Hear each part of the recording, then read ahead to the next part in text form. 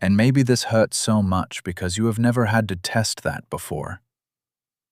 You have never had to ask whether you could love yourself with a 0 beside your name. This season asks that question plainly. However frightening that is, the answer may become one of the most valuable things you ever discover.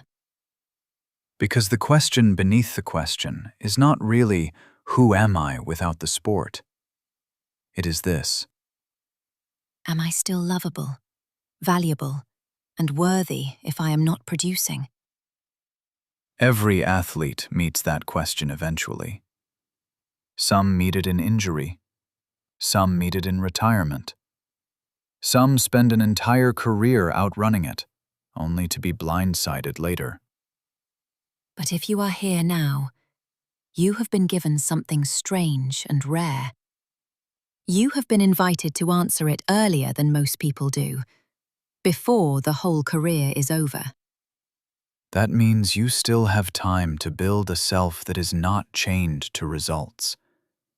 A self not ruled by a scoreboard, a coach's opinion, or a body's temporary cooperation. That is not weakness.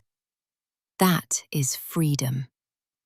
There is an exercise now, and it may feel uncomfortable. Answer a few questions without using the word athlete, without naming your sport, and without listing an accomplishment. Who are you? What do you care about? What makes you laugh? What are you curious about? What do people who love you love about you? What would you do with a Saturday if no one was watching? Most athletes freeze when they first try. They stare at the page. They realize they have language for performance, but not always for themselves. That is not shameful. It is diagnostic. It tells you which parts of the iceberg have been waiting in the dark.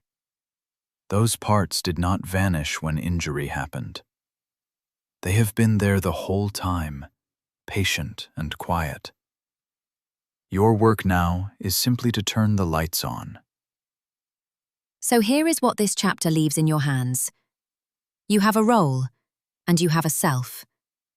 The role may be interrupted, but the self remains the true foundation. Your worth was never the scoreboard. It only borrowed its voice for a season. And the hidden parts of you have not disappeared. They have been waiting to be reintroduced. Reintroduced to the world, yes, but more importantly, reintroduced to you. As this chapter closes, hold on to one final thought. The person being formed through this injury is not smaller than the one who came before. It is bigger, wider, wiser. Because the self that knew only the sport was living on a fraction of its humanity. The self that emerges from this season will know more about its own depth than many people learn in a lifetime. That is not a consolation prize. That is an advantage.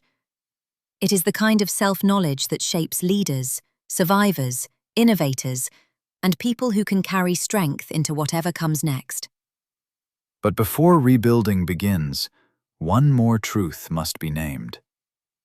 There is something standing between the injury and the next version of you.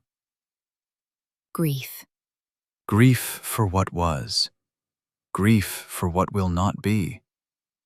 Grief for the season lost and the version of yourself you can feel slipping through your fingers. And if that grief goes unnamed, it hardens. It becomes shame. It becomes the weight that keeps recovery stuck in the shadows. In Chapter 4, we will sit with that grief honestly. Not to drown in it, but to move through it. Because no athlete deserves to stay trapped inside pain they were never given the words for. Turn the page when you are ready. The next chapter is tender, but it is necessary.